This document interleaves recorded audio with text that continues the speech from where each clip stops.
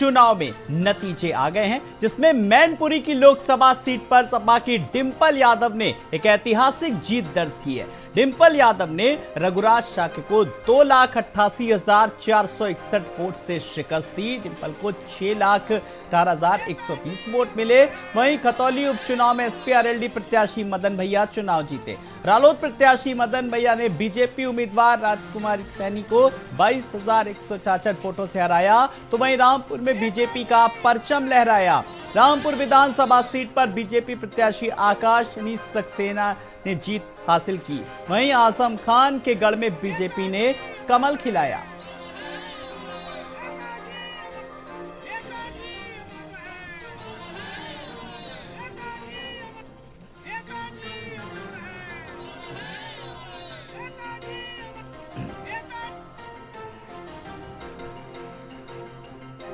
और लगातार नतीजों पर हम बात कर रहे हैं। फिलहाल अब तस्वीर स्पष्ट हो चुकी है। संदीप खेर हमारे साथ, ओमपाल भी जुड़ गए, प्रवीण भी हमारे साथ जुड़ गए।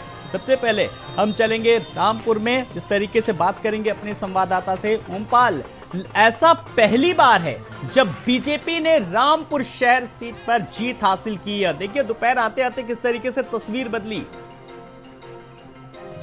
बिल्कुल, देखिए आजादी के 73 बरस बाद बहुत बार चुनाव हुए विधानसभा के, लेकिन इस सीट पर अभी तक जितने भी एक समुदाय विशेष के शख्स को जब बीजेपी ने चुनाव मैदान में उतारा या किसी और राजनीतिक दल ने चुनाव मैदान में उतारा, लेकिन उस समुदाय के शख्स को जीत नहीं मिली।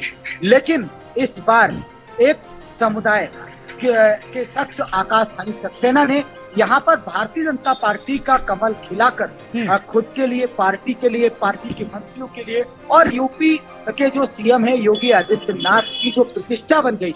क्योंकि योगी आदित्यनाथ जी चाहते थे कि जिस तरह से हमने लोकसभा में यहाँ पर कमल खिलाने का काम किया है, विधानसभा में भी परिवर्तन हो। और पूर्व केंद्रीय मंत्री मुख्तार अब्बास नकवी ने भी ये बात कही थी कि जो भी चीजें हैं वो अब सामने आएंगी, सपा मुक्त रामपुर होने वाला है। और आज ये बात सिद्ध हो गई, क्योंकि मुख्तार अब्बास नकवी ने बड़ी ही बेबाकी से तमाम सारी चीजों को लेकर यहाँ पर 2-3 दिन में जो मेहनत की थी, खिचड़ी पंचायत की थी। मतलब खिचड़ी पंचायत के माध्यम से लोगों में वोट बटोरने की जो उनकी कोशिश थी सरकार की। बिल्कुल, और सबसे बड़ी बात अगर कहा जाए कि लोगों जो विकास की जो बात की गई है कि अब विकास की गंगा बहेगी, अब देखना यह भी होगा कि कितना विकास होगा। आप हमारे साथ रहिएगा।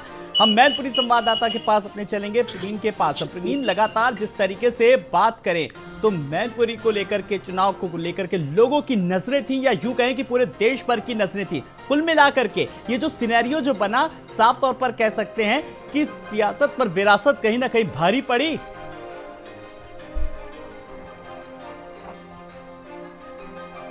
जी, ये मैनपुरी लोकसभा उपचुनाव 100 सीट के बराबर था। एक तरफ जहां 5 दशक से जो नेताजी का एक सफर था वो दांव पे लगा था। पर सम्मान था वो दांव पर लग गया था, दाय पे लगी थी। उनके कर्म भूमि को भी दाय पे लग गया था। अखिलेश को अपना सम्मान बचाना था और विरासत भी सुरक्षित रखनी थी। इसका अखिलेश ने पूरे दम खम से एक राजा जो अपने दल बल के साथ निकलता है और नेतृत्व ठीक करता है, और राजा वही लोकतंत्र में होता है जो अपने साथियों को या जो अपने प्रत्याशी को विजयी दिलाए, जो अपने प्रत्याशी को विजयी दिलाए। ऐसा आज अपनी पत्नी जो कि डिंपल यादव को मैदान में उतारा और ऐतिहासिक जीत भी दर्ज कराई। तमाम अटकलें लगाई जा रही थी, षड्यंत्र की एक तैयारियां भी चल रही थी, लेकिन जब ताकत आती है और अहंकार आता है तो ये आप देखा गया है कि जो आजमगढ़ रामपुर की हम बात करते हैं, आजम खां कोई बुरे व्यक्ति नहीं थे, लेकिन गर्दन से ऊपर का जो हिस्सा था, इसी की वजह से उनकी दुर्दशा हुई है। तो तमाम ये नजीर हैं कि जब ताकत मिले तो अहंकार में इतना मत भूल जाओ कि जो जमीन पर तुम्हें जो बिल्कुल, ये ताकत दी चुनाव गई है, अपने उस अपने जो नतीजे जनता आए हैं रूपी अपने को पीछे आप कहीं ना भूल कहीं एक संदेशा भी दे गए हैं। सचिन के पास चलेंगे। सचिन, जिस तरीके से मुजफ्फरनगर की बात करें, खतौली सीट को लेकर के बात करें, मदन भैया को लेकर के सवाल तमाम सारे उठाए जा रहे थे सचिन कि बाहरी प्रत्याशी हैं, क्या करेंगे, लेकिन मदन भैया ने भी इधर उधर बात नहीं करी, डिगे रहे मुद्दों पर। एमएसपी की बात की, खाद को लेकर के बात करी, स्वामीनाथन आयोग की सिफारिशों को लेकर के बात की। मुद्दे उनके रहे पूरे केंद्र बिंदु में कहीं ना कहीं, और नतीजा सामने। क्यों सचिन?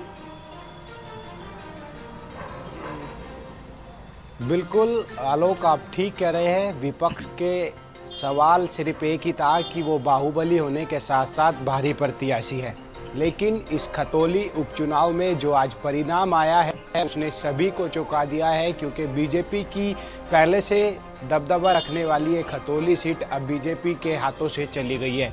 यहाँ बीजेपी की प्रत्याशी राजकुमारी सैनी को आरएलडी प्रत्याशी मदन भैया ने तकरीबन 22,165 वोटों से हराकर अपने कब्जे में कर लिया है। और यहाँ से अब विधायक मदन भैया, जो आज से पहले खेकड़ा के मदन भैया थे, वो अब खतौली के मदन भैया बन गए हैं। उनका कहना ये था मदन भैया का कि उन्होंने ज़मीनी मुद्दों को लेकर इस चुनाव में लड़ने के लिए अपनी लोगों के बीच एक अलग पेट बनाई है, चाहे वो आवारा पशु हो या फिर बढ़ती महंगाई हो या फिर एमएसपी गारंटी कानून हो या किसानों के विभिन्न अन्य मुद्दे। कहीं ना कहीं जो विपक्ष के मुद्दे थे वो इस उपचुनाव में साबित हुए हैं, सफल साबित हुए हैं। और जो सत्ता पार्टी थी उनका कहना था कि कानून व्यवस्था के साथ साथ विकास के मुद्दों को लेकर हम जनता के बीच जा रहे हैं। बिल्कुल, जनता के बीच गए। सचिन अपने अपनी बात रखी, प्रवीण ने भी बात अपनी रखी, और साथ ही साथ ओमपाल ने भी अपनी बात रखी। मैं अपने सहयोगी संदीप खेर के पास अब आ रहा हूं जरा। संदीप, आपने तमाम सहयोगियों की बात सुनी, आप चूंकि लगातार फील्ड में गए, लोगों से मिले, आपने बातचीत की। कहा यह जा रहा था ये नतीजे, डिप्टी सीएम ने भी ट्वीट किया था कि अब ये नतीजे अब आगे की दिशा तय करेंगे। अब इस पूरे जो आगे की दिशा है 2024 को किस नजरिए से आप देख रहे हैं, इस पूरे सिनेरियो को, आ जाए जो परिणाम है? देखिए, स्वाभाविक सी बात है, केशव प्रसाद मौर्य ने जिस तरीके से ट्वीट किया था कि नतीजे जो हैं वो आगे चल के एक अच्छे परिणाम देंगे, लेकिन अब ये बात उन्होंने किसके लिए कही थी, यहाँ पर ये एक थोड़ा सा संदेह है।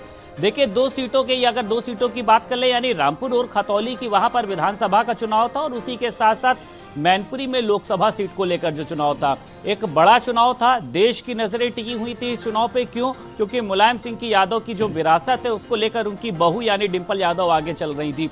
और देखिए, आलोक, मेहनत का कभी भी कोई विकल्प नहीं होता है। जिस तरीके से मैनपुरी की जनता ने, हाँ ये बात ठीक है कि उन्होंने मुलायम सिंह यादव को सहानुभूति देने का काम यानी श्रद्धांजलि देने का काम किया, लेकिन मुलायम सिंह यादव ने जो वहां पर काम किए, क्योंकि देखिए भारतीय जनता पार्टी की अगर हम बात कर लेते हैं तो 2017 के बाद से ही कहीं ना कहीं से उन्होंने जो भी अपने एक विकास के काम किए हैं, लेकिन मैनपुरी में तो इसके पहले विकास की गंगा बह रही थी। और देखिए, जब मैं मैनपुरी में रहा हूं तो वहां पर लोगों ने अपनी दुकानों पे शिवपाल यादव, मुलायम सिंह यादव की तस्वीर को लगाया हुआ है, और उनका कहना यह था कि हम लोग सुबह उठ के इनको देखते हैं, उसके बाद अपनी दुकान खोलते हैं। तो देखिए, भारतीय जनता पार्टी का कहना यह था कि हमने समाजवादी पार्टी के गढ़ को ढहाने का काम किया, अब कहीं पर भी कोई भी गढ़ रह नहीं गया है। तो देखिए, आलोक, उत्साह होना अच्छी बात है, अति उत्साहित होना गलत है, और खास तौर से एक बड़ी पार्टी के लिए। मैंने पहले भी कहा था कि कभी भी अपने दुश्मन को कमजोर नहीं समझना चाहिए। और जिस तरीके से देखिए भारतीय जनता पार्टी ने, मुझे लगता है कि हालांकि जो हार जीत का फैसला होता है वो जनता तय करती है, लेकिन भारतीय जनता पार्टी ने जिस तरीके से अपनी ताकत झोंकी थी, उसको भी कहीं ना कहीं से अपनी जमीन खिसकने का, हालांकि वहां पर उनका प्रत्याशी कभी जीता नहीं है, लेकिन उनको ऐसा लग रहा था कि अब लेकिन वहां बिल्कुल आज आए नतीजे अपने आप में कहीं ना कहीं तमाम सारे सवाल छोड़ गए। सुबह से ही सवाल थे, किस तरीके से पिछले एक महीने से लगातार हम सवाल कि किसका गढ़ बचेगा, किसकी बादशाहत कायम रहेगी। अब तमाम सारे सवालों पर कहीं ना कहीं विराम लग चुका है। आज आए नतीजों के बाद। संदीप, बहुत बहुत शुक्रिया आपका भी, प्रवीण आपका भी, ओमपाल आपका भी बहुत बहुत शुक्रिया, और साथ ही साथ सचिन आपका भी बहुत बहुत शुक्रिया, प्रवीण आपका भी बहुत बहुत शुक्रिया। तो कुल मिलाकर के आए नतीजों को लेकर के अगर बात करेंगे तो 2024 के लिए कितना दिलचस्प होगा, देखना दिलचस्प होगा। नमस्कार।